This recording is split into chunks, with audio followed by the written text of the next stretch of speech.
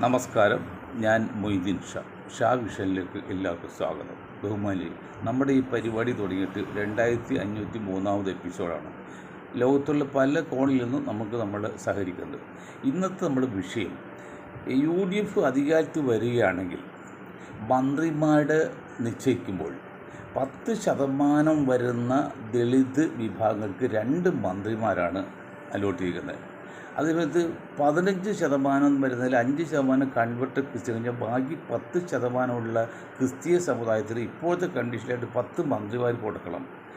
അതുപോലെ 7 വിഭാഗത്തിന്, നായർ വിഭാഗത്തിന് ഇതെല്ലാം കൊടുത്തു കഴിയുമ്പോൾ ഈ 33% വരുന്ന മുസ്ലിം സമുദായത്തിന് കിട്ടേണ്ട മന്ത്രിമാരുടെ എണ്ണത്തെക്കുറിച്ചൊക്കെ ചിന്തിക്കുമ്പോൾ ഒരുപിടി ബുദ്ധിമുട്ട് തോന്നുന്നുണ്ട്. ഇവിടെ മുഖ്യമന്ത്രി ആരാകണം എന്നുള്ള ചർച്ച നടന്നുകൊണ്ടിരിക്കുന്നു. അതുതന്നെ മോശമായി ചർച്ച വരുന്നുണ്ട്, ജനങ്ങളുടെ ഇടയിൽ അതൃപ്തിയുണ്ട്. പക്ഷേ അതുകൊണ്ട് തന്നെയല്ല, വോട്ട് എണ്ണിയിട്ടില്ല.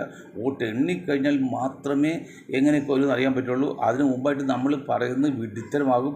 അതുകൊണ്ട് ഞങ്ങൾ ആധികാരികമായിട്ട് പറയല്ല, ഒരു സൂചന മാത്രം കൊടുക്കുകയാണ്.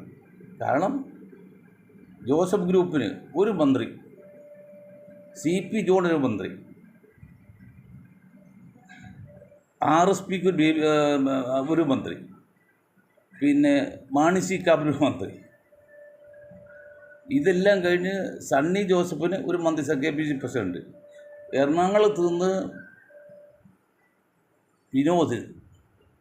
വിനോദ് മന്ത്രി സല്ലിത്തിങ്ങത്തില്ലെങ്കിൽ അപ്പോൾ തന്നെ 5 പിന്നെ ഇങ്ങനെയൊക്കെ വരുമ്പോൾ പിന്നെ വേറെ 2 വരുമ്പോൾ ഒരു 10 മന്ത്രികൾ കൊടുക്കും. അങ്ങനെ 10 മന്ത്രികൾ കൊടുക്കാനുള്ള എവിടെ അവസരം? ഇവിടെ ആകെ 21 ഉള്ളൂ. അതുകൊണ്ട് മന്ത്രിസ്ഥാനം പങ്കിടുമ്പോൾ ജനസംഖ്യയ്ക്ക് ആനുപാതികമായിട്ടുള്ള രീതിയിൽ പങ്കിടണമെന്ന് നിങ്ങൾ വീണ്ടും പറയണം. കാരണത്തിൽ ഏതെങ്കിലും ഒരു നിയോജക മണ്ഡലത്തിൽ മാത്രം സംഘടിപ്പിച്ച് അതൊരു പാർട്ടി ഉണ്ടാക്കി അവിടെ ജയിച്ചു വന്ന് അവസാനം മന്ത്രിസ്ഥാനം കൊടുക്കും.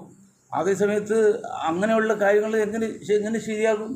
അതുകൊണ്ട് മന്ത്രിസ്ഥാനം പങ്കെടുപ്പോൾ ഇതുപോലെ കുറുക്ക് വഴിയും പിന്നെ എളുപ്പത്തിൽ ക്രിയേറ്റ് ചെയ്യുന്ന രീതിക്ക് മാറ്റിവെച്ച് മിനിമം 5 MLA എങ്കിലും ഉണ്ടെങ്കിൽ മാത്രമേ മന്ത്രിസ്ഥാനം അലോട്ട് ചെയ്യാൻ പറ്റുള്ളൂ. അതല്ലെങ്കിൽ ഇതുപോലെ അപകടം പറ്റും. അപ്പം ഞങ്ങൾ ഇതിനെ ശക്തമായി പ്രതിഷേധിക്കുകയും ചെയ്യും. ഇത്രയും കാര്യം പറഞ്ഞുകൊണ്ട് ഞാനെൻ്റെ വാക്കുകൾ നിർത്തുന്നു. ജയ് ഹിന്ദ്.